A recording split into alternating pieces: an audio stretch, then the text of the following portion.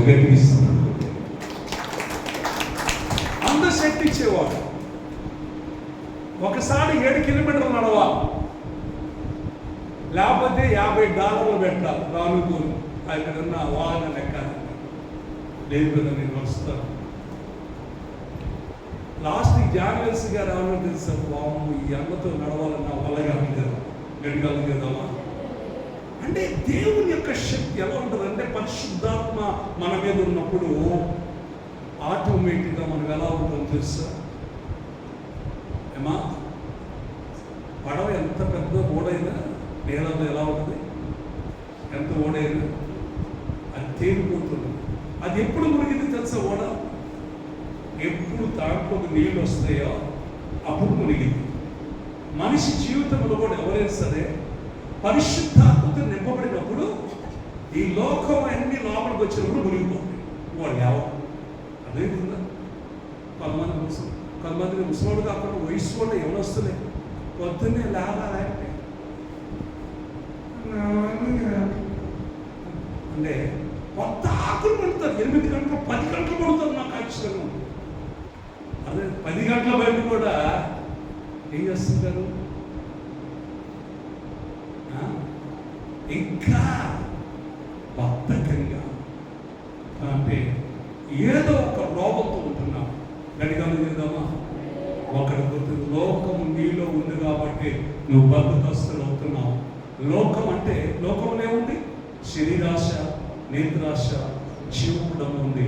ఈ లోకంలో ఉన్నాయి. నువ్వు ఎప్పుడు తీసేసుకుంటావో, నీ వాక్యం చేత ఎప్పుడు నువ్వు గుంట కట్టబడతావో, అప్పుడు నీ హృదయం నిండా దేవుని యొక్క ఆత్మ చేత, వాక్యం చేత నింపబడినప్పుడు నువ్వు ఎలా ఉంటావో తెలుసు. ఒక్క అడుగైతే 100 అడుగులు వేసేయ. గడిగాలు చేద్దామా. హల్లెలూయా. గడిగాలు చేద్దామా. అంతక గడిగాలు చేద్దామా.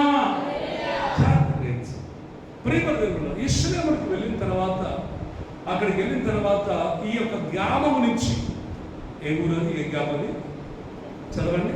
మొదటి విషయంలో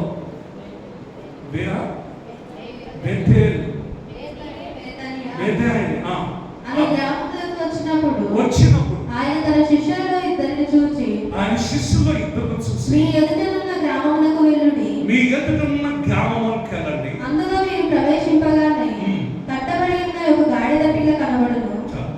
ఈ యెరూషలేము చుట్టూ గ్రామాలు ఉంటాయి. యెరూషలేము చుట్టూ కూడా గ్రామాలు. యెరూషలేము చుట్టూ కూడా గ్రామాలు. ఇక్కడి నుంచి యెరూషలేము వెళ్ళటానికి, లోపలికి వెళ్ళటానికి, ఆ యెరూషలేములోనికి వెళ్ళటానికి 5 కిలోమీటర్లు. వాళ్ళు వెళ్ళారు. ఆ గాడిదను, గాడిద పిల్లను వాళ్ళు ఓడదీస్తున్నప్పుడు ఏమన్నారు? చదవండి అన్నమాట. చదవమ్మా. 3వ వచనం చదువు. ఎవడైనను ఎందుకు ఇలాగ చేయించున్నారని మిమ్మల్ని అడిగిన యెడల అది ప్రభువునికి కావాలని అని చెప్పుడి. తక్షణమే అతడు గట్టిగా సంపూర్ణ. ఆయన మాట అంటే మాట అంతే. గట్టిగా చేద్దామా. ఇంటి ముందున్న కుక్క పిల్లలు వాడుతుంది. గాడిద పిల్ల అసలు నాకు అర్థం కాదు. మేక పిల్లనే కానీ, లేకపోతే గొర్రె పిల్లనే కానీ, అమ్మ ఒకరిని ఓడితే ఒకరు నా తెలవనోళ్ళు వచ్చి తీసుకుపోతుంటే ఒప్పుకుంటారా? ఒప్పుకుంటారు. ఇక్కడ దొంగోడని పరిగెత్తిస్తారు. అవునా కాదు?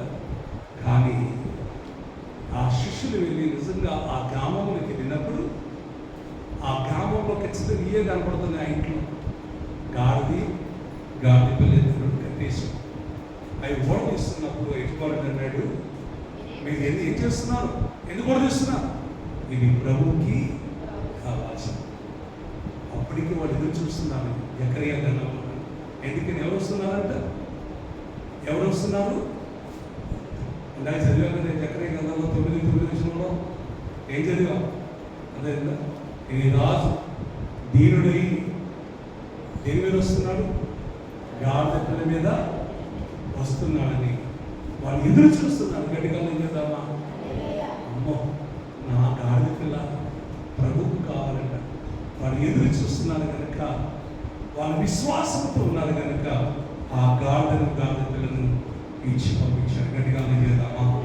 ఇచ్చి పంపించారు. ఈ మధ్య నేను హైదరాబాద్లో ఒక సాక్షి ఉన్నాను.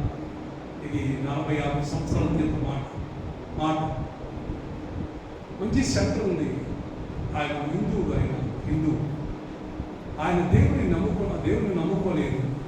అన్ని పూజలు చేసే వ్యక్తులు ఎత్తి ఒక భయంకరమైన జబ్బుతో బాధపడుతున్నాడు. ఆయనకు పొలాలు ఉన్నాయి, అప్పట్లో స్థలాలు ఉన్నాయి, కొంత డబ్బు కూడా ఉంది. చాలా వరకు అమ్మేసి డబ్బంతా అయిపోయింది. ఆ రోగాన్ని బాగు చేసుకోలేకపోయాడు. ఒక దైవజనుడు వెళ్ళాడు బయటికి, అయ్యా దేవుడు నీ ఎందుకు నువ్వు పంపించాడు, నువ్వు భయంకరమైన రోగంతో బాధపడుతున్నావు అని చెప్పేసి నన్ను పంపించాడు అన్నప్పుడు, అయ్యా నేను ఎవరో నాకు తెలియదు, యేసుప్రభు గురించి తెలుసా అన్నాడు. అయ్యా అక్కడెక్కడ వింటున్నాను నేను, యేసుప్రభు గొప్పవాడని, ఆయన పాపని క్షమించేవాడని, ఆయన రక్షించేవాడని, ఆయన గుడివారికి చూపించేవాడని, ఆయన చనిపోయిన వారు కూడా తిరిగి లేపుతున్నవాడని నేను అప్పుడప్పుడు వింటున్నానయ్యా. ఆయన కొంచెం అప్పుడు రేడియో ప్రసంగం వినేవాడు. ఎవరిది? ఆదిత్యమూర్తి గారిది రేడియో ప్రసంగం వినేవాడండి. గట్టిగా లేదమ్మా? ఏంటి నీరసం ఉందంటే ఒక్కొక్కరికి? హల్లెలూయా. నాకు చెప్పుకుందిగా నాకు ఎట్లుంటుందంటే గంటలు నిలబడాలనిపిస్తుంది. ఏది బాగా కాలు పైకెత్తి పోతే వస్తుంది. చల్లగా ఉందా అందక